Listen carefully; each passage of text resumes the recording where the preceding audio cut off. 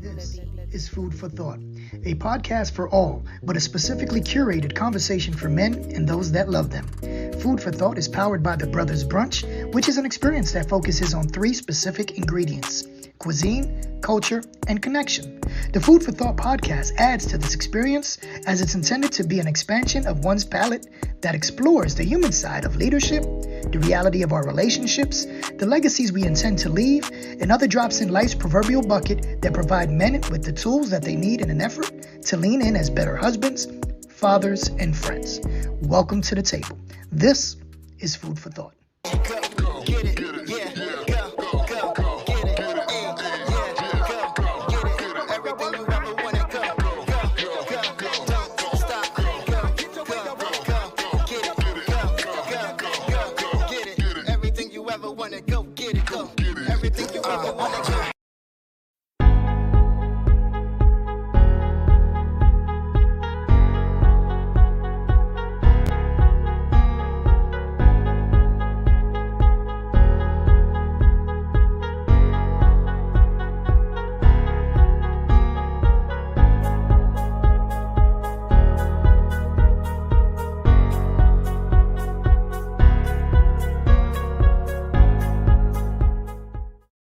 Good evening, people. Good evening, my people. Listen, this is Kavan Turman. I'm your host of Food for Thought.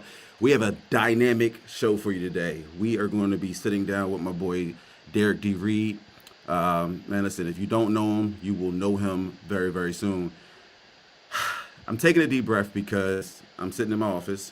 I work in Conshohocken, PA, and I typically make it home in time enough to set up and change my clothes and the whole nine. Today was a day. So I need you all to bear with me. Come on in the room. Come listen to this explosive brother talk about being a serial killer. Appropriately named. No, he's not a violent man, but he is someone who dominates everything he touches. He's a serial entrepreneur.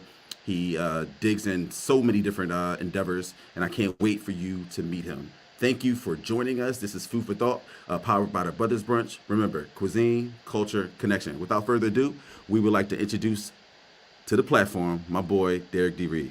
What's up, man? What's going on, Kevin? How you doing, man? What's up, baby? What's going on? Yo, D, let's jump right in there. What's up? How do we know each other, man? Oh, man, that's good, man. We go way back, man, like way back. I believe someone introduced you to me before I get your haircut, or you know what I mean. Of course, you started sitting in the barber chair, and we became like family. You know what I mean, friends and then family. So I guess pretty much. But it's way back here. Well, 20 years later.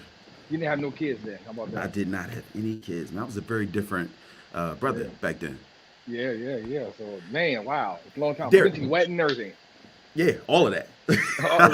So, yeah. Yo, D. So tell the people, for my followers, because I know you have a pretty heavy following out in Delaware and for the tri-state area and beyond, for that matter. Tell the people who you are. I'm the boy of Derrick D. Reed. I'm an entrepreneur as well as an author and a writer. A lot of people don't know that part of my. Well, I guess now they probably know, but I'm author and a writer. I'm from Riverside Projects. You know, I always got to shout out Riverside, where I come from, to let you know how I made it to where I'm at. It's the struggles that I'm struggle built. I like to say that. But yeah, just a young kid, you know what I mean? Father, husband, you know, pretty much, you know, entrepreneur. Struggle built. I like that. So why don't we start there? Why don't we talk about, before we get into all the things that you do, why don't you talk about what it was like growing up? Tell us, I want to know everything. Yeah. Tell us how many siblings you have. You know, what did you live in a house, an apartment? Talk to us. Well, good. Well, you know what's funny? It's not just like it's a tragic story, nothing like that. Honestly, when I was about 5 or 6, my mom and dad wasn't married. How about that? And we was a church-going family that, you know, celebrated the Easter and the Christmas, the way, you know, family storybook type stuff, you know. Of course, everything don't go according to plan. And my mother and father got divorced for whatever differences they had. And I like to say we turned into the reverse Jeffersons. You know, they said we're moving on up. No, we was moving on down. So we was moving on down until we lived in stuff called emergency housing on Poplar Street in Wilmington, Delaware. And then we ended up in Riverside Projects. So I was probably around 8, me and my brother Fred, 8 years old, sharing the bed until he was like, 13, But the thing is, I say reverse Jeffersons because it's almost like we hit rock bottom. You know what I mean, in a sense. You know what I mean. But shout out to my mom who actually did the best she can. All those Easter Sundays that we was going to church and dressing in white, they turned into something else. They turned into Easter Sundays where you throw on a sweatsuit and a pair of Adidas and you walk around the hood. You know Yeah, what I mean? yeah. So it's a big change for us. Violent, wasn't a lot of shootings and stuff like it is today in these inner cities. It wasn't a lot of that. I remember some stabbings and stuff like that, and every now and then there'd be a shooting. But we grew up around a drug, stricken neighborhood, where education wasn't big and family life wasn't really big. You know what I mean? Your mom love you, of course. Sure, But it wasn't sure. that around the table stuff. Okay, so I want to Yeah. fast forward Uh-huh. and just talk about kind of I think a rapper once said, I got out the hood to make a way, not to break away, right? Yes. And so Yes. you definitely don't live anywhere near where you grew up. Talk to us Right. about what that looks like, and what I really want to talk about is what is your connectivity to um, the hood? I mean, Oh, good. you and tell the people where you live now. Well, it's funny. Of course, you grow up and you be a part of these businesses. And you start opening up businesses, and you want better, so you pretty much do better. You want change, so you make change. You do things, you make it happen. A lot of times nowadays, it seems like we're waiting for someone to save us, and I got out of that real quick. I knew nobody was coming to save me, so I had to pretty much save myself and save my family. Of course, we lived in low income housing for a while, but now where I'm at in my life, of course, looking back, it's funny. I ran into Pastor Shannon in the market. And he said, "Well, Derrick, because he grew up in the hood too. Well, Derrick, we've been out the hood way longer than we've been there. You know what I mean? So in a way, we're being removed from it so much that we almost can't relate to a lot of things if we could be honest. But I can remember a lot of things that happened in the hood. But I moved out. Of course, we moved into a suburb area because why I wanted to get back to celebrating holidays, having a family come over. Just raising my kids the right way and good schooling and having a good atmosphere, a good environment to be around. So of course we moved away from the hood. As far as my connection still, well, one thing I did do is keep my businesses in the inner city. Okay. Why did I? Because I never, and the reason why I've done that, Kev, I did it purposely. Number one, because I felt that if I'm moving out and we just keep moving up all these good businesses out the city, then what do we have in the city? We can't just keep moving all the great businesses. So what I did was I kept a barber shop or a barber lounge inside the inner city so people can have something that they're proud of. You know what I mean? Pretty much. Because I can easily put my shop anywhere. I can come in the Sure. suburbs. I can open up a shop out here. However, Sure. how is that going to help where I come from? It's not. Before we dig deep, just Yeah. just give the folks a quick and dirty on. I want you to start with your family. How many Hmm. kids you have? How many Cool. grandkids you have? And then I want you to jump right into how many businesses you own. Okay. Well, I'm a husband, of course, and my wife, Tyree, who's actually a trainer. How long And have you then, all been married? actually, we're in the Jordan year, 23 years. How about that? Nice. 23 years. That's what they classic. Yeah. I don't have that No, no, system. you're fine. You're fine. You're fine. You're fine. But and we have four kids together. And I hate to say kids because, to be honest, I don't know what to say when they're grown now. My youngest is about to turn 21 next Wow. month, Kayla. So I have three daughters and one son. Kayla's a nice name. Ranging from, huh? Kayla's a nice name. Kayla. Yeah, yes, yes. I'm sure you can relate. So, yeah, we gonna loosen up. We're gonna loosen up. Hmm. So my oldest daughter Tier, which is 30 years old. How about that? My Okay. son's 27. And my daughter's Kayla's 23, and my daughter Mariah's 23, and Kayla, the youngest, is about to be 21. Wow. So, all by my wife. How about that? You know what I mean? So, How about I that? got three girls and a son. Yeah. Nice. You have grandkids, man. You haven't mentioned And that. oh yeah, we're gonna get to the grandkids. Well, you Yeah. know it's funny, man. I got an older grandson. Tierney's son is Kato, which is 9 years old. How about that? Hmm. 9-year-old grandson, right? That's That's your where this boy comes too. from.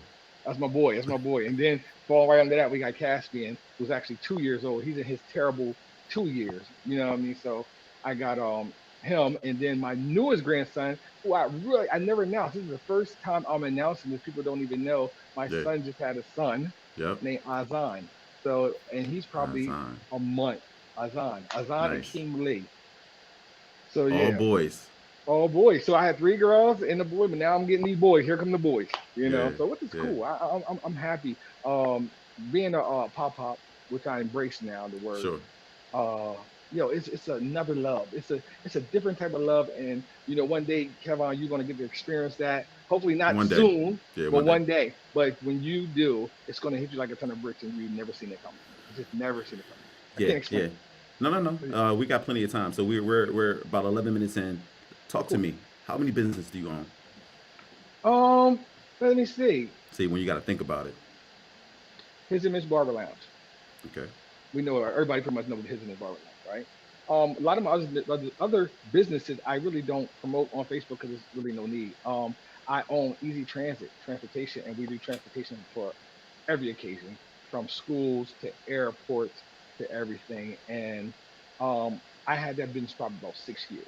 Mm-hmm. So I you got remember when you easy. started it. So you got His Barber Lounge, and you got Easy Transit, and then you got my new baby, which is going on her first year anniversary, and that's Trust Renovations and Remodeling. We do everything from basements to kitchens to everything, and I got a hell of a team when it comes down to that. So shout out to Trust Team and shout out to Easy Transit. I couldn't do it without these guys and females, and those are my three businesses. It will be four if I add in Mindset Go and the stuff I do with the Derrick Reed brand. Absolutely. So talk to me Yeah, about the Derrick Reed brand. What does that look like? yeah. Because I mean, you've Um, written stage plays and the whole nine. yes, Come on, man, be yes. modest. So Because being you're under, not modest. so it's funny you said that. Listen, I can be, I can be, but so being a writer, the Derrick Reed brand, what you got under that umbrella, you got got the books from Mindset Go. So being an author, and I'm also working on a new book. Kev did not ask me the title because you already know, but I'm not releasing that yet. Um, but I'm also a writer. I wrote two hit award-winning stage plays. One of them was Watermelon Cornbread, was the comedy for a lot of people who saw Watermelon Cornbread. I'm the writer and producer and the director of that. And then they got a Fair Exchange. Is another play that I wrote, award-winning play. We travel with actually both of those plays down south and up here too. Uh, a Fair Exchange. I'm looking for actors now, as a matter of fact, Kevin, because we're trying to do a web series on that one. Just so Nice. you know. So the Derek Reed brand consists of the writing part of my life.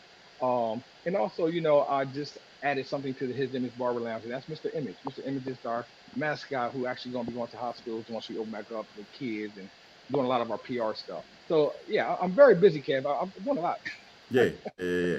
So talk to us about how this works, man. And so you're in all of these businesses, and Uh-huh. one can argue that you make a good living for yourself. Right. Um, and when I look at your twin brother, because you didn't mention that he was your twin, Oh yes, uh, we're gonna get to that. We're gonna get to that. Yeah. when I mentioned your twin brother, both of you are, one could argue, highly successful. So I'm wondering, like, what can you tell the young people, in terms of like, or adults alike, in terms of the importance of having passive income and multiple streams of income. I think Drop it's some very. nuggets. We're gonna do that. We definitely gonna do that. Excuse me. Listen, shout out to my brother Fred, who's actually, like you said, a great entrepreneur. And me and him, we've been hanging tight like lately anyway, because we realized that we are just dope together. Like we already knew that. Let me say that we already knew we were dope together. But being though he's busy, I'm busy, but we both sat down and said, listen, we got to make time for each other. We got to make time for each other's businesses. Let's come together and do what we need to do. And shout out to my brother Fred, my twin, my other half, man. Let that dude. He's doing great things over at the Reed Rescue Center. He probably watch it. I know he might probably watch it right now. Um, but yeah, the importance of entrepreneurship and having your own and being able to call your own shots. I think with me and Fred, we watched my dad, even for the little bit of time that he was in our life before they got divorced. I'm not saying he just totally disappeared, but there was a time when my dad was in our life around 5 or 6. And then, of course, when they got divorced, he kind of disappeared for a little bit, but we got back into our lives as we got older. I mentioned that because he was an entrepreneur. And I said that because watching him come home and running his own business, and even picking us up sometime and taking us out to a construction site. Me and Freddie used to hear my dad, people call my dad boss or something. We like, Dad, the boss. We didn't even know he was the boss. We didn't know nothing about Mm-hmm. entrepreneurship. But they called dad the boss, and we used to like that. We used to like the fact that our dad was the one that called the shots and was the boss. Nice. So I think even though that he was only there for that little time, it shows you the importance of fatherhood, even if he's just in your life for a little portion of time. You know what I mean? It's so Right. powerful, for the father to be in your life. And he was there when we was young, and we picked up the entrepreneur spirit and the entrepreneur etiquette from him. You know what I mean? And we ran with it. To these young people today, you hear a lot of people saying multiple streams of income. and you hear people say 6 or 7. Well, me and Freddie kind of like took that and ran with it because there is no limit. And All right. that's what stuck in my mind. While people say you got to have 5 streams of income, I used to hear people say that. I'm listening to them say that, but in my mind, I'm saying, why not 50 streams of income? Mm. If I got, that's how I feel. You know, just being able to call your own shots, have your own business. I don't want people to be able to tell me I have to take a break, when I can go on vacation. I got to call off, and I never wanted that, Kev. That's just me personally. You know, Yeah, yeah. you So know. so you're not just a we know that you're not just a barber, but even in the barbering world, you still Right. do cut hair. Can you Yes. tell the folks what credentials you have in the barbering space and how far Absolutely. you've gone up? Absolutely. That's a great question. I started out cutting the hair in my house, and then I said, you know what? I want to be into a business. I want to be into a barbershop. Like a lot of people today, they want to be able to take their craft for something to become professional. That was me.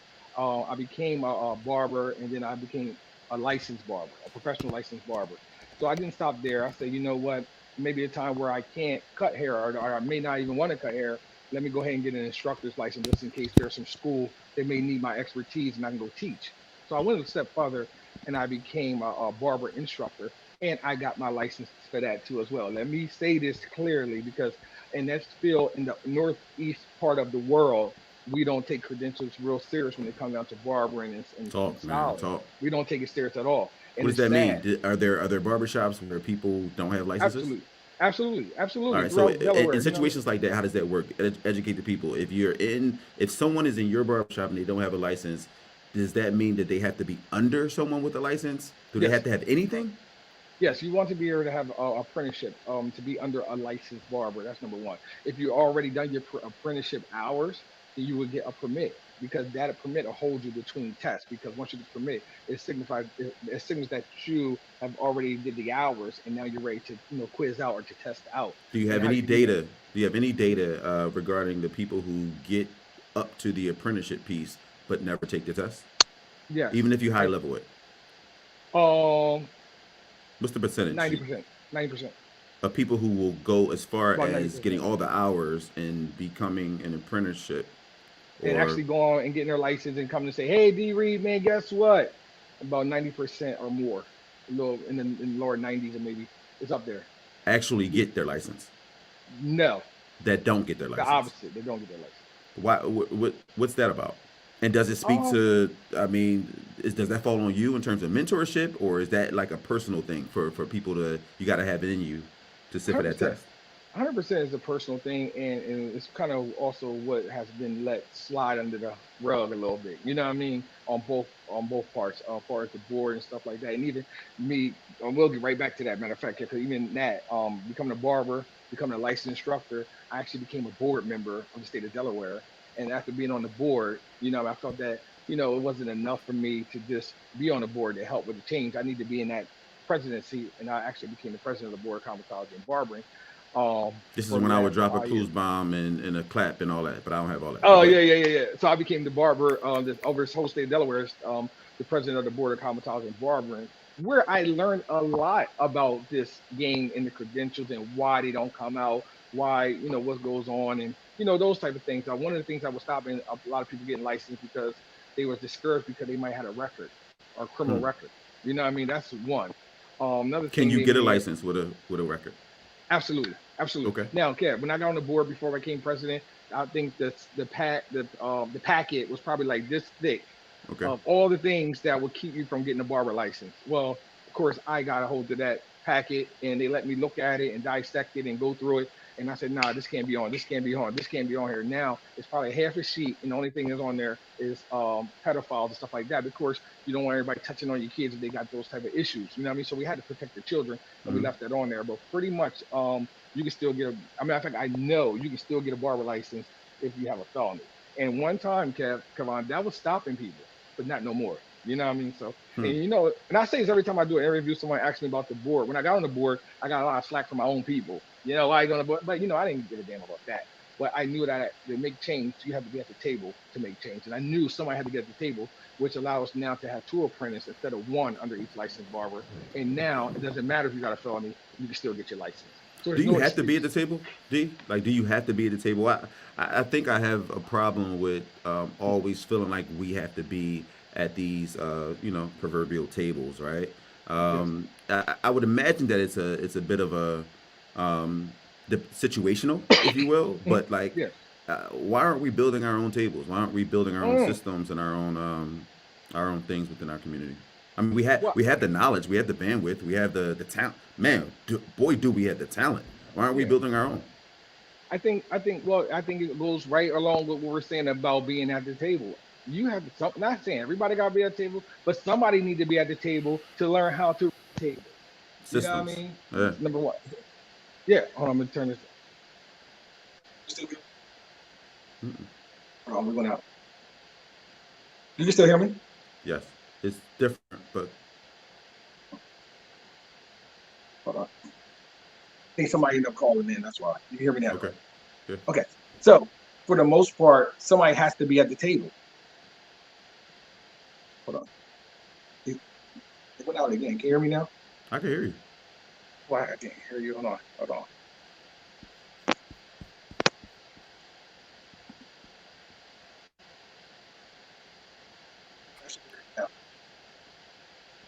Good. Yes, very good. Okay. So somebody has to be at the table to learn how to run a table. You said, well, we don't create our own table. Well, at the same time, do you know how to run a table? Do you know what to talk about? Do you know what we need? You know what I mean? So I think we can't be scared to go to any table, even if it's to be educated on how to run a table. Mm-hmm. Even though I wasn't on the board or I knew about the craft of barbering, I didn't know really how to run a table or how things were done. Absolutely. But now I can run my own table if I want to because I know Well, how things are done. that part. So I think I think it's important to have these conversations because at the end of the day, some of us have been at the table for quite some time, and we sit on these boards, we sit at these big high level executive positions and tables, and we actually look at each other. And I feel like I wanted to dovetail into this notion of competition. So in this industry and in multiple industries, why do you think it is culturally that we don't galvanize and take all of the talent that we have, sit in one room, and strategically try to plan how we can build a dynasty of some sort? Is there a reason why we do that? I just look at other cultures where they kind of put their money together and they build something great. Even if they build multiple things, it's all under like that one family umbrella. And I just don't see where we do a lot of it in our community. Not that it doesn't happen. I'm just wondering what your thoughts are on why it's not as common as it should be. I think got a lot to do with education. You know what I mean? We're not educated on a lot of things, especially not business like we should be. So out of pure just ignorance or we just don't know. A lot of times too, where we tend to not unite. You know what I mean? So we can actually be that fist instead of that hand. We can actually come together and be a powerful hit that somebody said in the movie before. That makes sense that we need to come together on that. A lot of times I think we're not focused. You know, I tell people all the time, have you ever seen people playing on a football field and you got two teams and they over there huddling and then you're over here huddling, but you never see anybody come out there huddling and worrying about what the other team is doing. We stay in our huddle. But the problem with us, we get in our huddle and we argue about who's the quarterback and why they should be the quarterback and why should, I mean, we get into all types of confusion. I don't know why. Maybe because, again, our upbringing, or maybe we've been taught that way, but it's unfortunate because we need to come together. We need to have our own tables. I hear all the time. We need to come together. We need to do this and all that. I think that we spend a lot of time using that energy to actually make to come together. Yo, you want to put your phone on like do not disturb or something? Like, I mean, I know you're busy. I'm trying, like, yo, so I don't even know where it come from. It's like 6 o'clock at night. Hey, listen. So But I anyway, finish instead your of us thought. using energy, go No, go ahead. Finish your can thought. you hear me? Oh, I was gonna say, I instead can. of us using our energy and saying we need to come together and that and all that, no, actually make moves to come together. A lot of times I get a lot done because unlike someone else that's thinking about it, I'm not thinking about it. I'm using that energy to push forward to do it. All right, that's an interesting point. So I want to push the envelope a little bit. I want to know when is the some last time someone came to you and said, "Listen, man, I want to be somewhere in the atmosphere in terms of where you are. Um, I actually would love to help you get there. How can I be a part of that team, or how can I help you advance the legacy, or how can I be a part of your succession planning? Like, has anyone ever come to you with that level of hunger and just really to ask and say, you know what, there's a secret sauce. There's something there. It's this je ne sais quoi, right? There's something about you that everything you touch happens to, like, turn to gold. And we know that's not true, right? But everything that you do, you tend to like do it, and you do it well. When is the last time someone came up to you and said, "Listen, let me just be your apprentice. Let me be up under you and grow so that I could be, I could be in line to kind of take the throne." Like, that intentionality is what I'm talking about. I've been in business for, even the barber shop, I probably have 30 years. You know what I mean? I've been in that game for 30 years. Maybe in the last 10 years, I branched off and opened up other businesses and stuff like that. People will watch me over the years and my moves and how I do things and what I've done. And I always think, other than my daughter, Tierney, right? Maybe one other person in all those years actually came up and, at least, whether they meant it 100% or not, said those words like, "Listen, I'm trying to be like you. I'm trying to have what you have, and I'm trying to be up under you until I learn enough under your tutelage that I can actually do my own thing." Or D, how about we grab your shop, since the brand and model that's already there, it's already set. Listen to me, D. Reed. Bring it to scale. How about we franchise? I'm a barber. How about I open up a business down in Newark or down in Atlanta or wherever? I'll manage it for you. Just don't charge me no rent. You know what I mean? I'll go manage it for you. We go ahead and do this brand together, and we start building a franchise, because that's what others do. That's why we got the franchise of the McDonald's, Burger King. And one person I can think of, Kevon, that ever came to me with that type of ideology. One person in my prior, in this, well, I marveled at it because I opened my doors. I opened myself for that. And I don't know, again, with us sometimes, I don't know if it's the envy or the jealous thing. I don't know what it is, or being up under somebody, or the fact that the humility. Because, one thing about unity, you can't have unity without humility. And sometimes you have to, matter of fact, most times you have to feel that sense of, let me go ahead and lower myself a little bit so I can go up, And the crazy part about it, the irony is, that's the kind of person I am. If I want to learn from my mentors, I want to say, "Listen, I want what you have. I want to be like you." I'm into stocks now because of that, stuff like that. Nice. So two questions, two parts. The person who came up to you, how did that work out? That's number one. And two, are you typically receptive to that level of intentionality? So if I say, "Hey, I like the way you move. I want some more of that. Allow me to intentionally be up underneath you." Are you typically receptive to that, or do you kind of look with the third eye? So the first part of that question is, how did it work out with that guy? Or girl. It's a catch-22 with that, but it can be a good side all the way. I noticed that in the person kind of before. Well, you know what? I was checking him out and saying, "You know what? He might be the one. Like, I might can leave a shop to him, put in his name, man, let him rock out." I felt that way, you know what I mean? And I started taking them under my shoulder, you know what I mean? Just under my wing, and just really trying to help them and all that. Ultimately, we had to part ways. Okay. But the reason why we had to part ways, because they had some leadership qualities, stuff like that. Mm-hmm.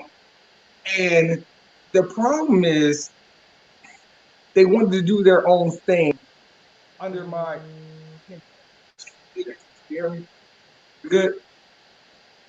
Okay, so the problem is that they had it's not the problem. They had leadership qualities. They had the look. They had some skills. You know what I mean? The only problem is that instead of them waiting for the moment that we can branch off and you can do your own thing in your whatever, or, you wanted to do your own thing underneath the umbrella. And that's a problem. And meaning that I had to tell them, "Listen, I love your leadership. I love that you want to do your own thing. I get it.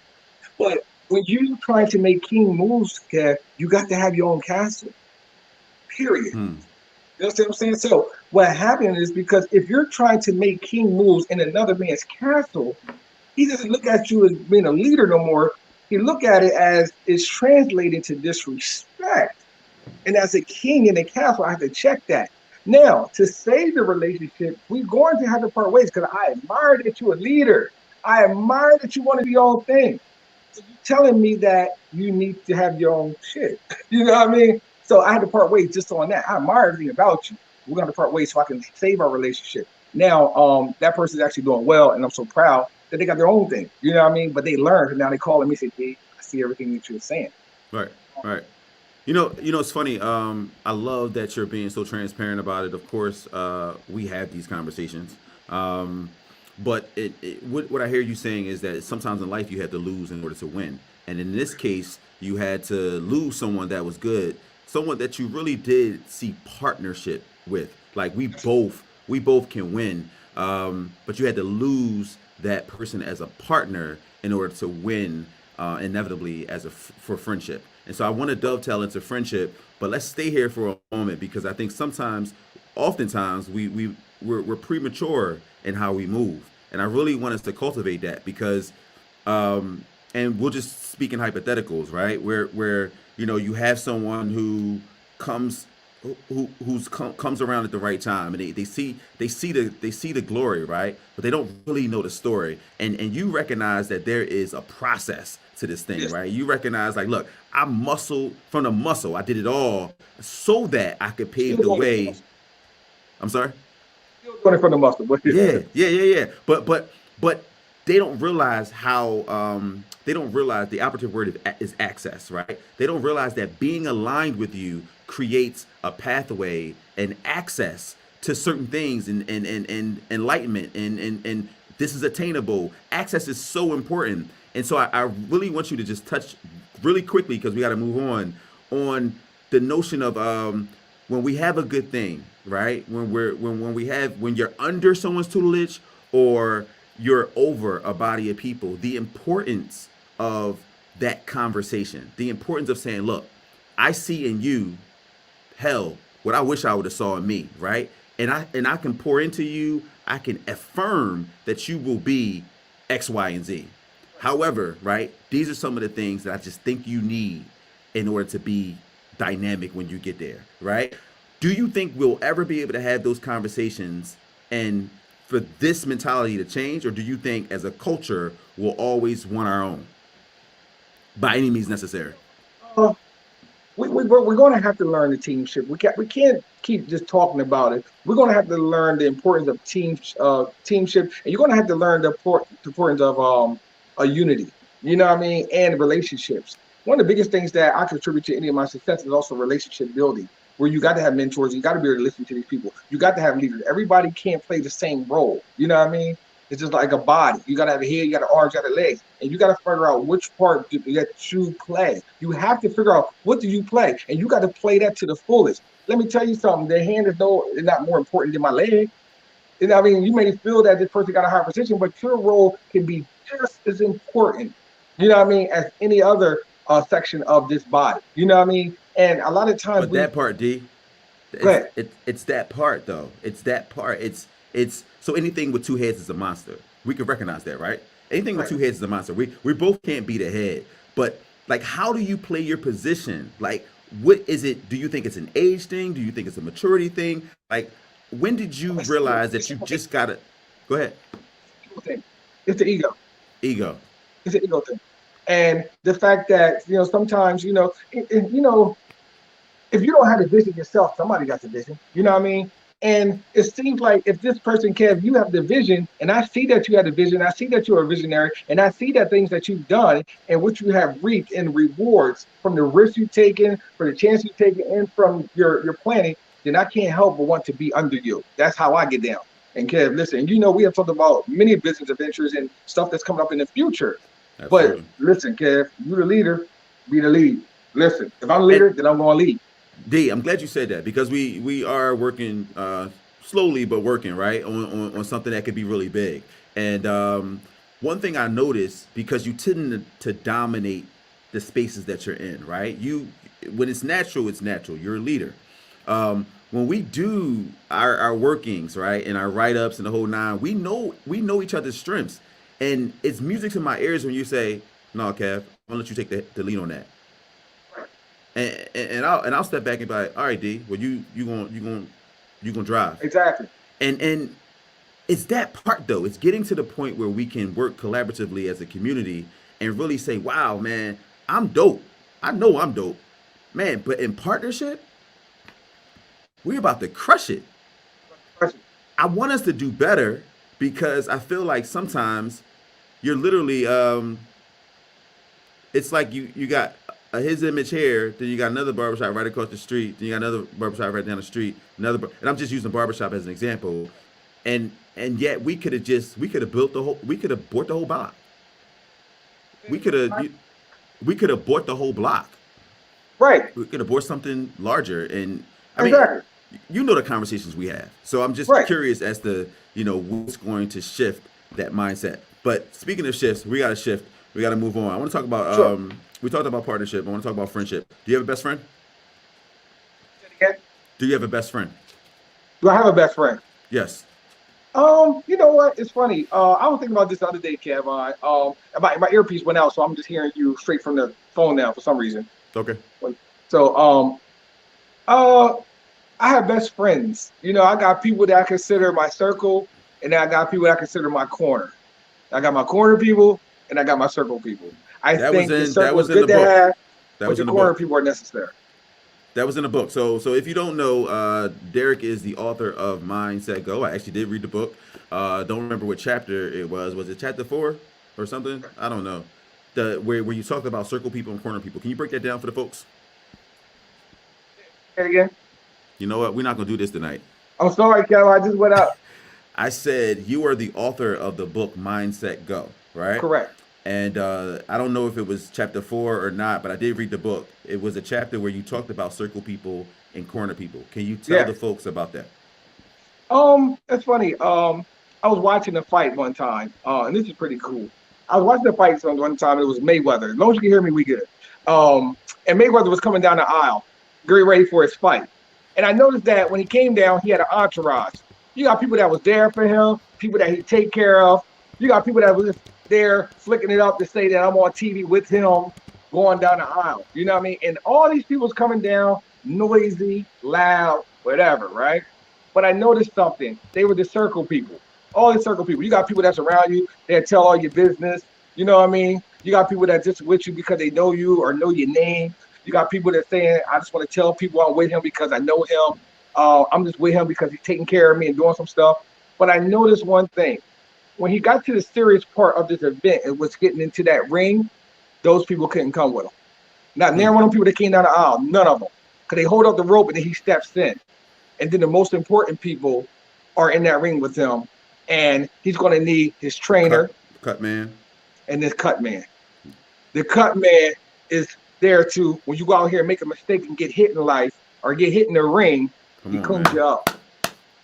He cleans you up a little bit and say, don't worry about it. And you notice he stands in front of you while you're sitting down in the chair and you can't see the fighter and people can't see you because he's not going to let everybody know about your wounds and how you've been wounded. All he is there for is to clean you up and make sure you look good when you go back out here and fight again. The trainer is the one that makes you go out here and be able to throw the blows. The one that say, nah, you got to go left, you got to go right. That's the trainer. So I consider people my circle people and my corner people. My corner people is necessary because I got a cut man that's not going to tell nobody my business when I get out here and get hit. And my trainer is not going to go tell everybody when I get out here and make the wrong move or make a mistake. And they the only one knows about it. They're just going to get in my ear and whisper to me and say, hey, I need you to go back out there and be this warrior. Yeah, he got you on that. That's okay. We're going to wipe that off. Now, them corner niggas, not them corner, them circle niggas, they gonna tell everybody, look at him. He done got cut. He made a mistake. Yeah. You thought he was this and that. Nah, that's your corner people. So instead of me having best friends, I got my corner people. Then I got circle people. You figure out which one you are. That's and you know what? Both may be important. Who knows? Both may be important. So one question I did want to ask you. You have a lot of people sitting in your seat, and I'm really curious as to how this works. In your profession. You tend to make everybody that sits in that seat feel like they are the most special person in that moment to you. So I don't walk away thinking that I'm a part of the circle or the corner because, quite frankly, everybody can feel the way I feel. So how do you distinguish, who's really in those spaces, good brother, when everybody that sits in your seat, you make feel like they are the best thing since sliced bread? Okay, you know what? Honestly, if I can be honest with you, keep in mind I don't have the normal clientele. So This is it's very not like true. I'm just getting new people on my chair. You understand, my average client retention is crazy where I've been cutting people's fathers, grandkids, and everybody. So Yeah. these people I have been cutting for 15, 20 years. 20 years probably minimum, to be honest. And you're 20 in the years for 20 me. years probably, right? I'm sure Yeah. you're right there. So that's one thing.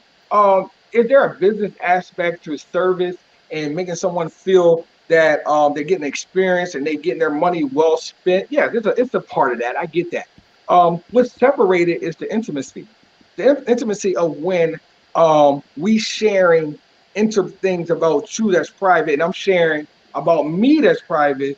And not only that, I'm being the cut man and the trainer to you by making it confidential. You know what I mean? Mm, So that part. it's hard for me not to cross the line when it comes down, man, it's just business. They just decline. I'm just a barber. I'm just a serve you. I want to give you a good service, bottom line. But after so many years of sharing stories and knowing your life and being a part of your life, and likewise, um, it's kind of hard. The lines get blurred a little bit, where it's hard to separate that, Kev. But what it Yeah. does to answer your question, it's just the intimacy that I have, and I can't share. Honestly, it may look like it, but I can't share everything with everybody. You know what I mean? Pretty much. No, I love that, and I think there is obviously there are pivotal moments that you realize, okay, wow, we really are friends, and I think we've had those moments. Two in particular, I'll share, but I won't share too much, right? When I lost my mind in my marriage, and I sat in your chair, I'll never forget what you told me, right? And you whispered in my ear. So that was you modeling being a cut man, right? And you said, I got to hold you accountable, right? I can't say that I agree, but I gotta, it was whatever word on the street, but it's not a word on the street unless I hear it from you, right?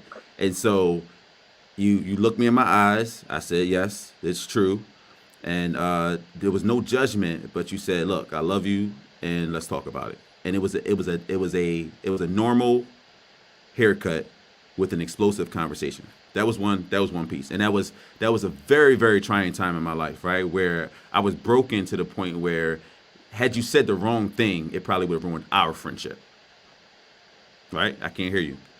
But also, I knew so many people said the wrong thing to you as Mm, well. mm. And today you're probably not friends with them. You know what I mean? Oh yeah, That for said the sure. wrong things or did the wrong things. I wanted to hear from you. You was honest with me. We talk, we kick it, and we here today. We brothers. You know what I mean? Yes, For sir. life. Yes, So sir. And the other part, which I don't want to mess up your business, but I remember It's the only time that I was in between jobs. Can I? Can I? May I? All right. So it was the only time that I was in between jobs, and I was leaving University of Delaware, and man, it was rough, man. I think I ended up working at Apple, and you know what profession I'm in. I just wasn't used to not having. It felt like the world was um, crashing down. But I left University of Delaware, and I was in between, and I was struggling as to whether or not I was going to go down south and work. And I never forget coming to you like, look, man, I'm a man. I got to make man decisions. Bro, this is going to be my last time here for a while. I said, all things considered, I'm waiting on the new gig to come through. I think it was Wiley College at the time, down south. And I said, so, and I gave you this long story. It had to be like 10 minutes. I said, yeah, so you know what? I'll just call you when I can get a cut, because I'm going to need one for interviews, stuff like that. And he was like, all right, cool. And like, just like, I'm like, yo, is this dude even listening to me, man? I'm pouring my heart out. And so you was wiping me down, whatever, like that. You did the cape or whatever. And he was like, all right, man, I'll see you next week. And I was like, see? I So just told you. You're like, D, I just told you. I said, D, dude, because you can say, yo, somebody can be like, yo, man, how was your day? You be like, oh man, it was terrible. They be like, oh man, that's what's up. And you be like, yo, was you even listening to me? And so that's the moment I had with you when I said, yo, D, real talk, man. Like I just sat here and explained to you that I can't come every week. Like if anything, I can't spend this bread every single week to get my haircut. And he said, yo, I listened to you. What do you want me to do? I said, all I said was, I'll see you next week. And I said, but CD, you're not listening to me. You're not listening to me, man. I just told you that I can't afford. And you say, yo, we're not talking about money. I was stuck. But I was stuck. I was stuck because, first of all, this is your business. And I think there are moments in life where you need a friend, but you're not used to people being a friend. Like I ask myself sometimes, who's strong for the strong? Like when you're weak, like who's strong for you? Because you're always the one that people come to for advice. You're always the one that has it together. I wasn't used to being in that moment, but what you told me, man, I'll never forget. And this was years ago, man. You said, look, I'm not talking about money. And in fact, I don't want you to talk about it. You're going to come every week like you normally do, period. And you don't find a job, you don't find a job. But you're going to find a job. You keep on. You'll find a job. When you find a job, just resume payment. When you find a job, whenever you find a job, that's on you. Yeah. Bro, like, do you understand? Like, so there's a full circle moment here that I don't know if you're aware of. I might have shared it with you, but it has everything to do with my wife. You do these incremental increases, just like cost of living, right? And then you'll put up a sign and you expect that everybody know how to read. So especially for those that don't tip, you already know, like, this is what it is. Look, you're a part of the D word, right? So I never forget going home like, yo, I go every week though. Like, yo, I mean, I never ever thought I would pay this for a haircut. You know what my wife said? She said, I'm sorry. Do you know who we were talking about here? Like the same D Reed that boom, and just ran down everything. I didn't even think she paid attention. I didn't think she paid attention. Like she literally said, at the end of the day, like, put things in perspective. That is value. There's value there. What you get every Saturday morning, you're inspired. You get way more than a haircut. This is bigger than a haircut, you know, in terms of taking care of yourself and all that. So this is where we transition into what you do for your mental health and all that good stuff. But I needed us to have this conversation because it was important to me, and it really solidified our friendship for sure. Appreciate you saying that, man. I really do. If a barber feels that it stops at the haircut, then he missed it. He missed the beauty of this craft. He missed the beauty of us being the cornerstone of the community. He missed the beauty of us being someone's uncle and someone's brother and even someone's father when they didn't have one. You missed that if you think it's all about cutting hair.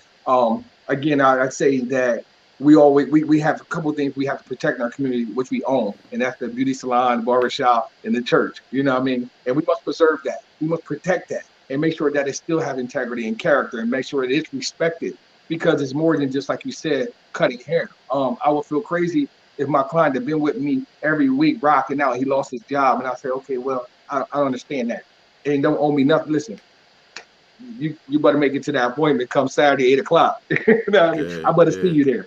We ain't gonna get into that job stuff. You'll find one. Yeah, well, it was a powerful moment that I felt was worth noting, because it's nothing like knowing that you have to put food on the table no matter what, right? You got 2 kids that depend on you. You got a wife that depend on you. My wife was very much working, but we were 2 household income. It was something that was emotional, and I was in a very vulnerable place. And I appreciate you for being there for me, for sure. So salute. My pleasure, man. In terms of, mental health, man, what do you do to, so here's the thing, when the lights go off, when there is no theater, when there is no, D Reed and all his mini barbers that's under him, when all the fanfare is gone, what is D Reed doing? Like, what's your piece? What do you do? And I kind of got an idea that it might have something to do with your grandkids, but let's take them out of the equation. What do you do for you that fills your cup? Writing. Writing is very therapeutic to me. Reading books and getting into someone else's mind that's intelligent or more intelligent or even smarter than me, or able to give me a perspective that I avoided or never accepted. One thing about books, I don't even look at it. I have a rock book up here too, matter of fact, which is a very long book. But I get into that mind of that person.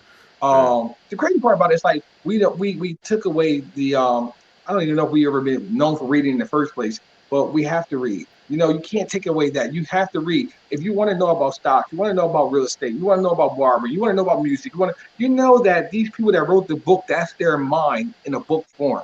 So if I want to get in Bill Gates' mind, or I want to get in Jeff Bezos' mind, or the boy from Tesla, Elon Musk, if I want to get into their mind, I'm going to grab their book and I'm going to read their mind. You know what I mean? So with me, I like to educate myself. I didn't take school as serious as I should have when I was in school. Because I didn't go to college, just graduate from Howard. Shout out to Wildcats.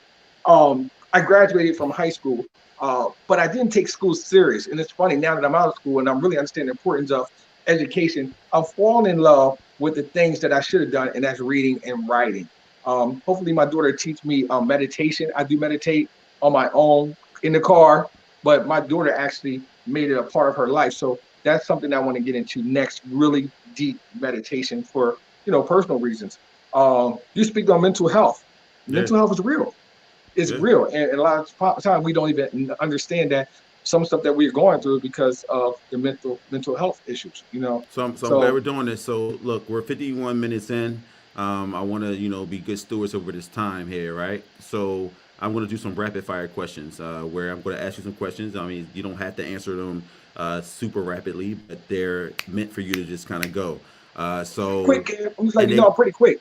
All right, so they're gonna be all over the place. All right, when's the last time you cried? Oh no! When I almost came close. I almost didn't see my grandson 1 week. Almost let loose. Okay. I just get miserable. All right. So, what's been your example of masculinity and what it means to be a man? Responsibility. Being able to be responsible. That's a real easy one, Kev. I think being a man has a lot to do with you being responsible and accountable. But don't miss it. Where did you get that from? That doesn't come out of osmosis. That just you learn. Is it learned? Were you an adult? What was your first? Trial and error, and seeing the effects of so many people doing the opposite of those things. The opposite, being irresponsible and being unaccountable. You know what I mean? Okay. Those things. A lot of people think that being a man has to do with muscles, being big, or just taking care. Paying some bills. No, it's about being responsible and being accountable. Okay. How do you feed your spirit? Reading and prayer. Silent prayer. That's how I feed my spirit. Have you ever preached? Yes, preached a few times. And it's funny, back in, I'll say about 12 years ago, I actually was a lay minister under Pastor Allen Jones, who I just went out to dinner last night, who's a great pastor and one of my mentors. And I had to meet with him probably every so often. We got to go out to dinner and just regroup, reset. But I was lay minister under him, and I preached before, and I know how to preach, Kev. I can get it in. All right. So if you're called to ministry, are you answering the phone? Yeah, all the time. I think ministry is a lot. It doesn't have a lot to do with just being inside the pulpit and preaching to people. It's like you're saying, you preach to the choir. I think ministry has a lot to do with where you at and being able to let your light shine to people that's outside the church, that's not really in the church. You know what I mean? The people that really need to be reached, I think, are really, what I mean by reach is connected and being able to be connected to them and God. You know what I mean? Or higher power, however y'all want to see it. I call him the Father. Okay. So if you die, God forbid, today or tomorrow, what happens? You gotta say when I die. When you die. Because that's inevitable. Okay. His image, trust, and easy transit. What happens? I got it all written out where, pretty much somebody next in line is going to be able to take it, and then it goes to the next one, pretty much. Okay. But for the most part, I handle that now, you know what I mean? Because once I cross over, that's none of my concern. So I have to handle that now. So, yeah. Okay. Marriage. Where does your wife fit in to your business? Well, you know what's funny, because she helped me with one of my businesses.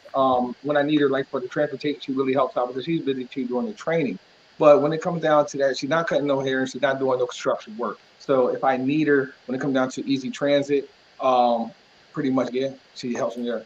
How important is partnership? Partnership is everything.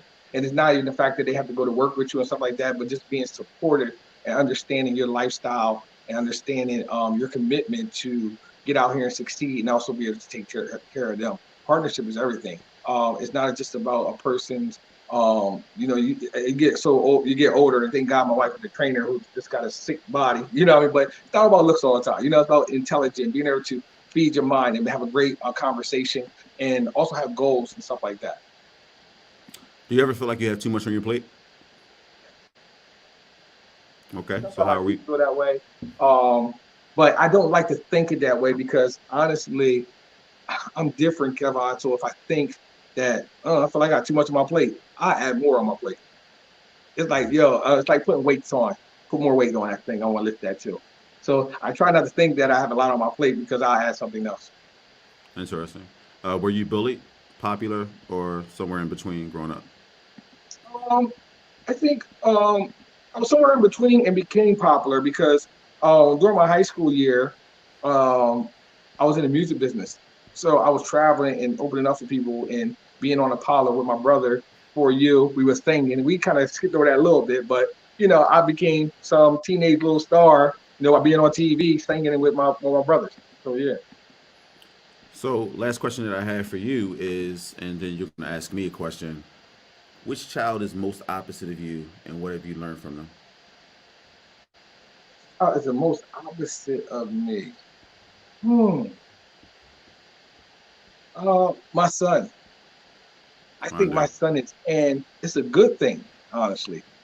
Because what I've learned that he has a right to be an individual.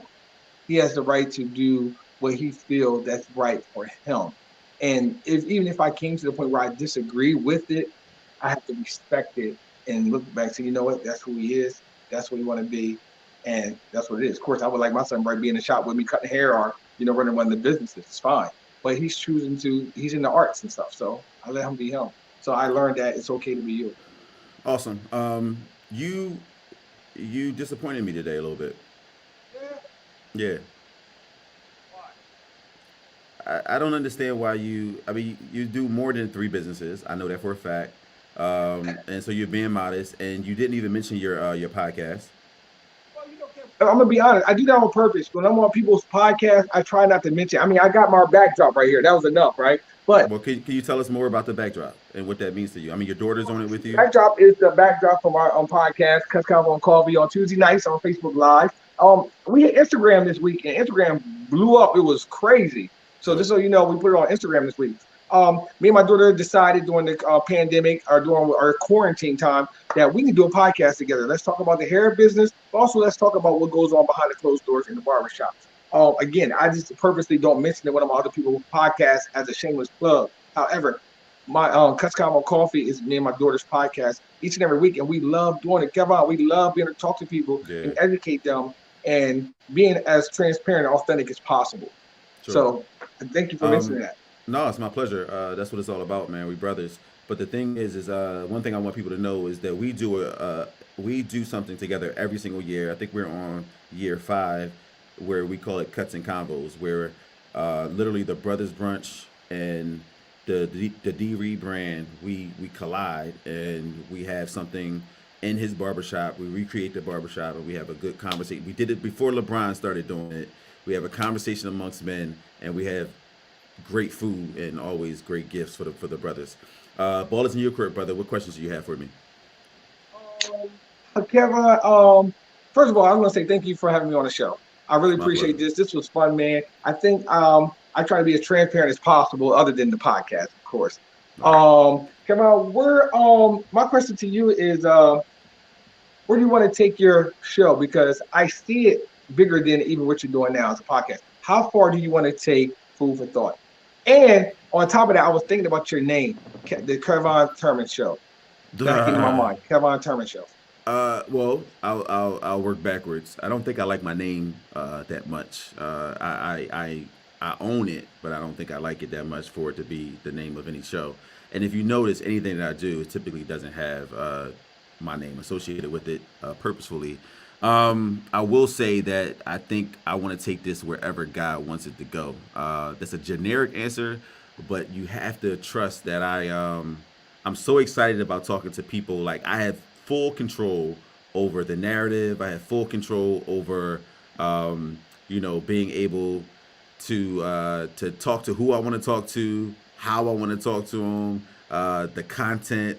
That level of I think you lose a lot of that control when you start to put your vision and what God gave you specifically under something that a system that wasn't designed for you.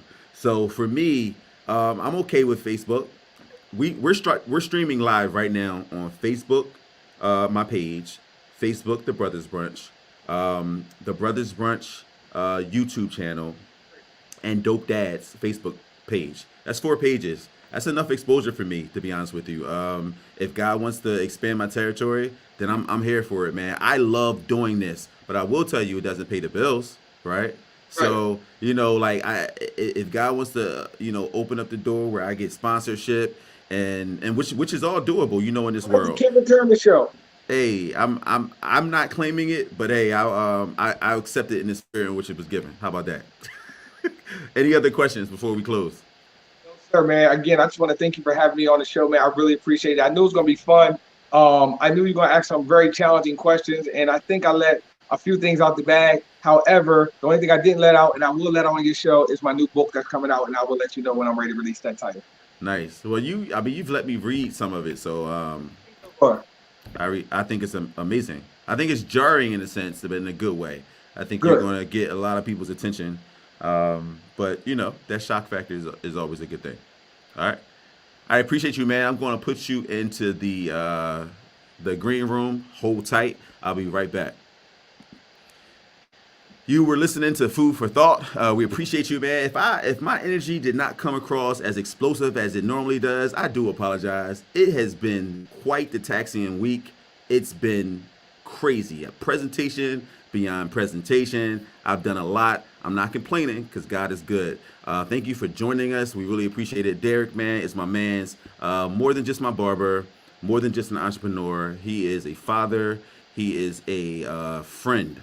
So I hope that you all enjoyed today. And without further ado, we out. This is Food for Thought, a podcast for all, but a specifically curated conversation for men and those that love them.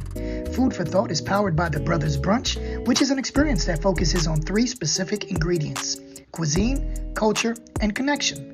The Food for Thought podcast adds to this experience as it's intended to be an expansion of one's palate that explores the human side of leadership, the reality of our relationships, the legacies we intend to leave, and other drops in life's proverbial bucket that provide men with the tools that they need in an effort to lean in as better husbands, fathers, and friends. Welcome to the table.